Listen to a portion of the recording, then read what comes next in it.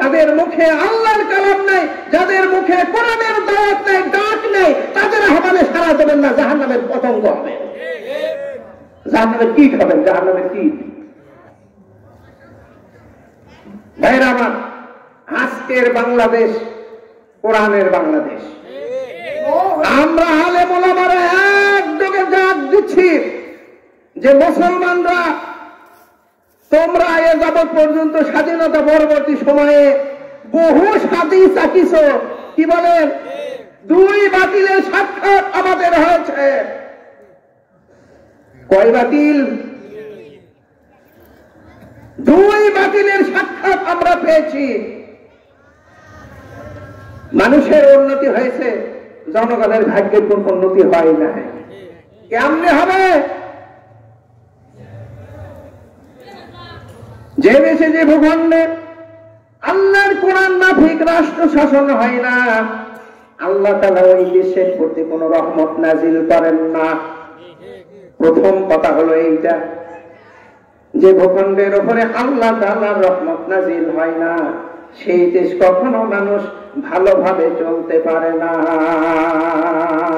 যে যখন এই দেশ হলো আল্লাহ তাআলার, আর আল্লাহ তাআলা যদি বিধান দেন আমার বাড়ি আমি শাসন করব, আমার বাড়ি যদি দ্বারস্থ হয় অমুক ব্যক্তি, তাহলে আমার বাড়ি আসলে কি আসলে শান্তিতে থাকতে পারে? আল্লাহর ভূখণ্ড আল্লাহর কোরআন অনুসারে শাসন হবে, এটা আল্লাহ খুশি থাকবে। বান্দা তোমাদের যা অভাব হবে সেটা আমি দেখে নিব, আল্লাহ কোরআনে তা বলতেছে। সুবহানাল্লাহ। লাউ আন্না আহলাল কুরআন আমানু ওয়াত্তাকাউ লাফাতাহনা আলাইহিম বারাকাতিম মিনাস সামাই ওয়াল আরদ।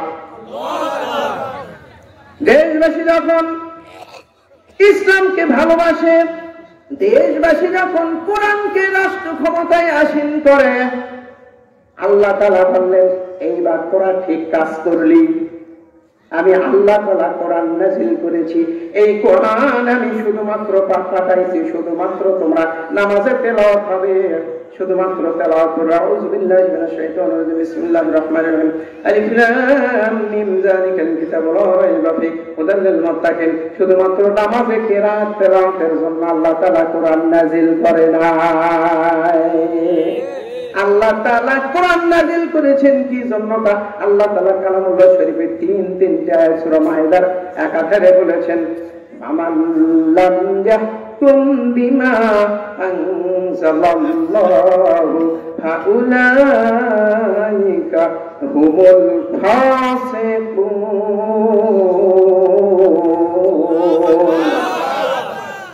সূরা মাইদাতে আল্লাহ তাআলা বলেন, ওহি যারা তোমরা ডাকছো, কে কোন দিকে ডাকতেছে তার নাই হিসাব।